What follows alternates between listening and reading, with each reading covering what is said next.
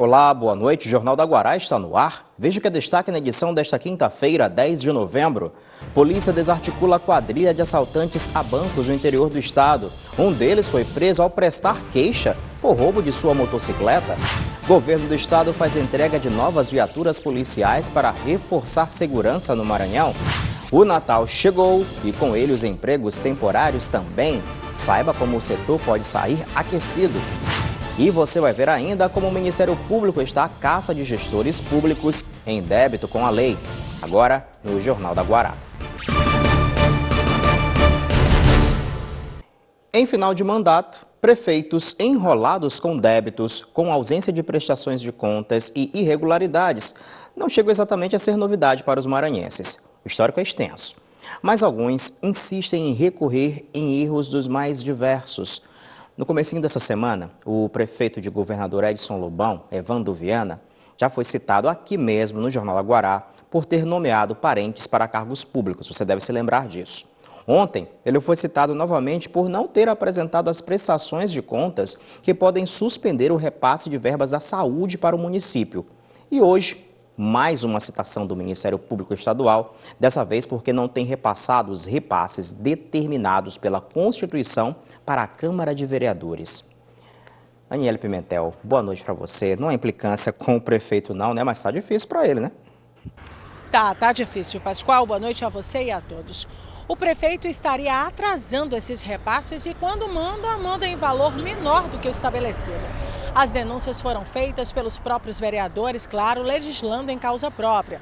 O Ministério Público constatou também que o prefeito atrasou o pagamento dos servidores. O repasse que ele reteve era para pagar as despesas da Câmara e também o salário dos parlamentares. O MP está pedindo a punição do prefeito por improbidade administrativa. Pascoal. Pois é, Aniele, ele não é o único a entrar aí no radar do Ministério Público, não é? Tem outros prefeitos enrolados também, né?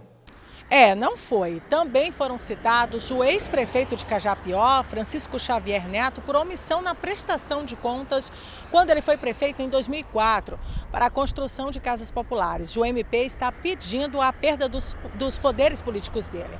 Já de um outro pedido do MP, a Justiça se pronunciou afastando o prefeito de Monção, João de Fátima Pereira, por 45 dias. O motivo?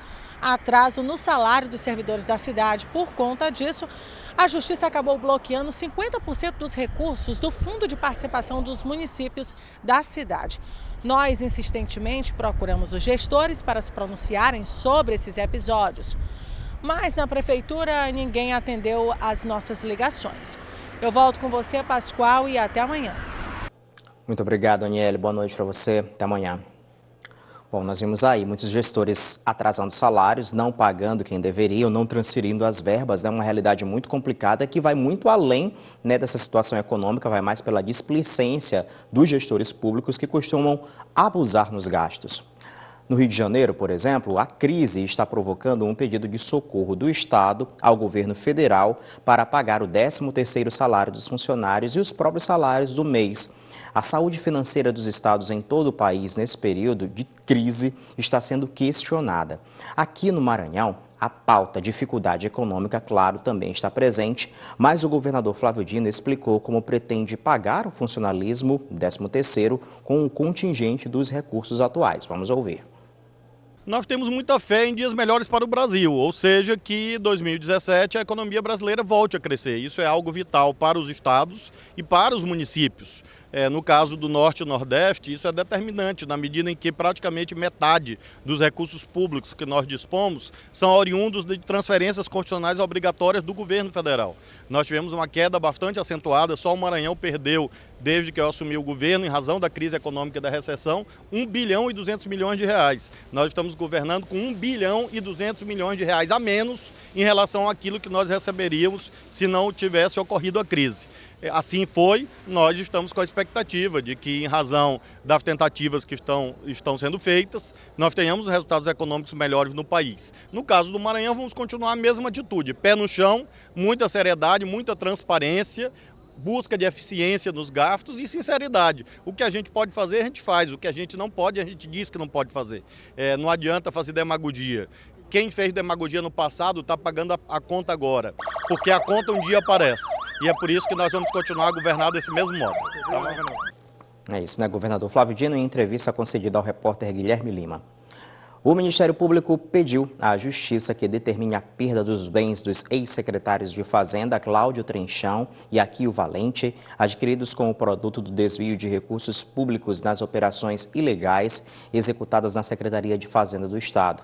O montante do valor envolvido é de 410 milhões de reais.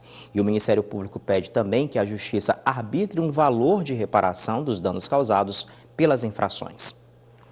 Movimentação agora na Assembleia Legislativa. Hoje teve sessão. Na ordem do dia foram colocados em votação os projetos que estavam atrasados na casa. Entre eles, 2 de autoria do deputado Sérgio Frota, que foram aprovados. O deputado Cabo Campos subiu à tribuna para falar sobre o assassinato do sargento da Polícia Militar e pediu a revisão da lei, que prevê a saída temporária de presos do sistema penitenciário. A seguir, a prisão de uma quadrilha de assaltantes de bancos que agiu em municípios do interior do estado, e você vai ver ainda a expectativa para a contratação de novos funcionários nos empregos temporários de Natal.